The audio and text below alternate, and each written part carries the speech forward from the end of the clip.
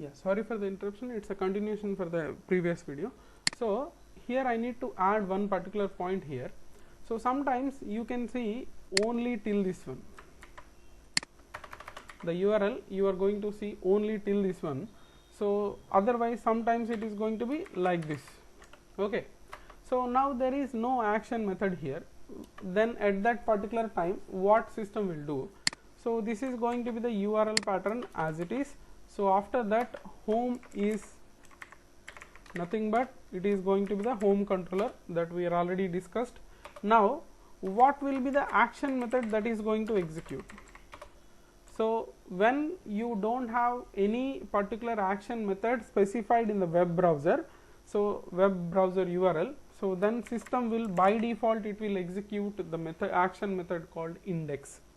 So this index is nothing but the default, by default whenever you are not passing any specific action method to execute, at that time system will choose index action method. That is what the point we need to be noted. So here you can see, so this index method will get executed when you are going to enter localhost/home. So this particular index method will get executed. So if you observe, every action method will have a return type called action result. Action result is nothing but it is going to return an action. Action means you can consider here view. Every action method will return a view as mandatory. Whenever you are creating a action method, you have to return a view as mandatory, otherwise so system is going to throw an error. So now let me show you or compare the output with this existing code. Let me execute the application one more time. So now application is getting executed here.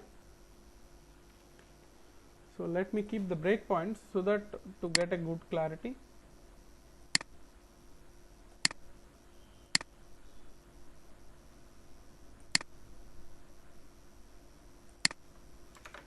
So now, so this is the URL. If you click this home, you can observe at this particular location, so it is being targeted to the same folder, I mean to say. That means it is being executing the action method index. So by F10 let me execute this one. So now this view will get executed. So this is the view that we are seeing it here. So whenever I want to execute this about action method, so I need to write what is the current controller name, home controller. In that I just want to execute my action method about, then I need to type this about. So home/about. So now you can see it is being targeted to the home controller. There we are executing about this about method. So forget about this view bag, I will tell you going forward. So now this is being executed about. Now I just want to execute this contact. So in this controller we have one more action method, contact. So let me execute from the browser again. So home/contact, that's it. Now you can see it is targeted to the action method contact. So execute line by line. So that's it. So in this way the particular MVC applications are getting executed along with the URL patterns. So in the next video we can discuss about so how we can create our custom control and how we can create a view and all those. And before that let me add one simple point again. So whenever you create a controller, in this controllers folder, inside these views with the same name of the controller whatever you are creating, so a folder will get created.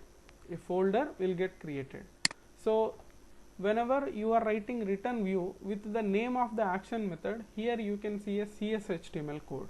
So return view means it will execute this index.cshtml. So whenever we are returning view, that means it is going to execute about.cshtml.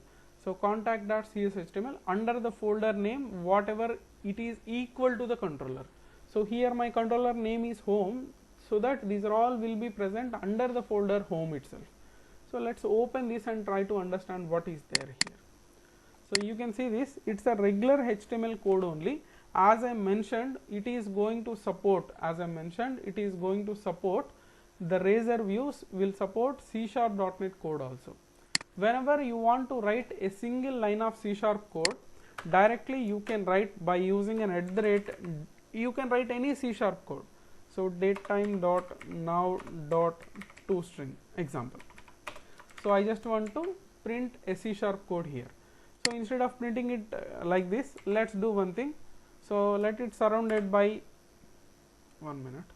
So any HTML tag, I am taking a HTML tag, in between I am writing this one. So what I mean to say here, you should understand one particular topic. Whenever we are writing C#.NET code, if it is a single line of C#.NET code, you can add one single @ in one more line. If you want one more thing, you can write one more. So whenever we are writing C# code, you need to use an @ symbol must. Suppose whenever we want to write multiple lines of C#.NET code, you can surround it by like this @ and open and close. It is going to become a block. Block means a set of C#.NET code. So here I am going to write simple logic. If datetime.isLeapYear of datetime.now.year. So here I am writing some C#.NET logic. Else again some. Okay. So whenever if it is leap year, I can use again a HTML tag again here. So h1, it is not a leap year. Sorry, it's a leap year. So in the else part, if it is executing the else part, so it is not a leap year. Like that, you can include your C#.NET logic inside this particular view.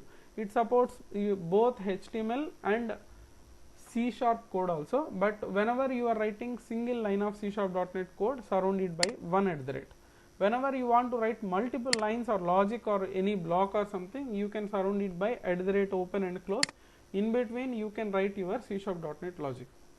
Okay, so let me execute and show this output in the screen. We are executing under index method. We wrote under index method. So whenever it is home/index, so your output is going to be visible.